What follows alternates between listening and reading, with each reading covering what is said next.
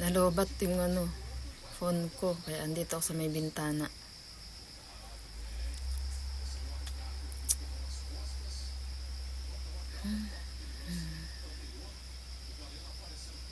Bagay ba't alasagin ng mataba? Dosiro.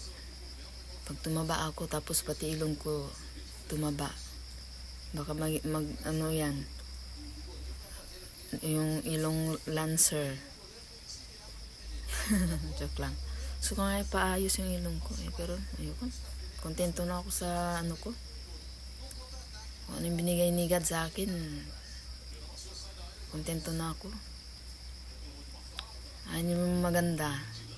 Maganda ka nga, saksakan ka naman ng sama ng ugali mo, di ba? Useless. Beauty is useless. Character is the best. Kahit gaano ka kaganda, ganda mo lahat, pero kabaliktaran naman sa mas mabaho ka pa sa immoral, mas madumi ka pa sa putik.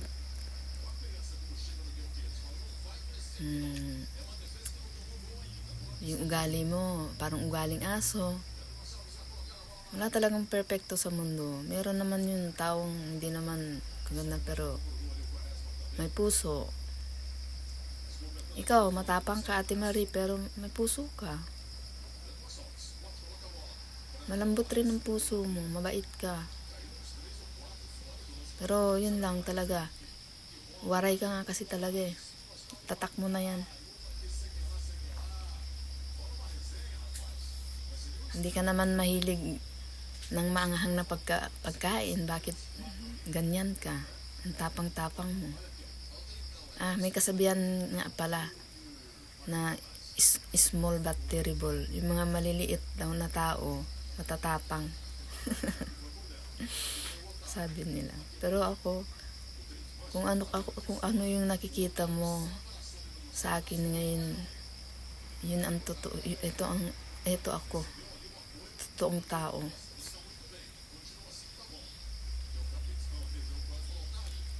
Ugali ko talaga mapasensyosa, pakumbaba. Never ako yung kahit pagalitan mo wala akong pakialam. Hindi ko ugali yung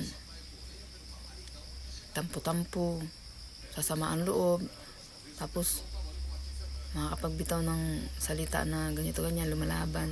Ako respectful akong tao. Tsaka ayoko never ako na yung nanlalait sa kapwa ko, Hindi ko ugali. Never ako naging mayabang. Pero tingin nila sa akin, mukhang mayabang. Tingin lang nila yun kasi hindi naman.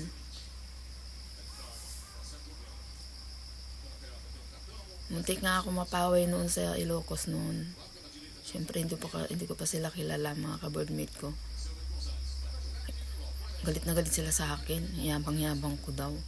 Siyempre, pagka-socialite din ako nung dalaga ako. May pagka-maarte din ako ng konti. Tahimik lang. Ayokong nakalubilo. Kasi siyempre hindi ko naman sila kilala. Mga Bisaya sila lahat. Ako nagkukulong lang sa kwarto ko tapos marinig ko na paborito ako ng may-ari ng tinitirahan namin. Huwag kayong maingay dyan kasi natutulog sila ni. Sabi ganun. Yan? So, bakit? Sino ba siya? Yung bahay na yan? Akala mo mastang, yabang-yabang? Mukhang mukhang masungit. Dinig na dinig ko.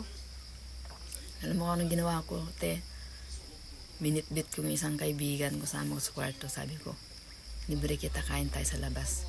Binusog ko, kumain kami ng Jacominos. Sige, kain ka lang.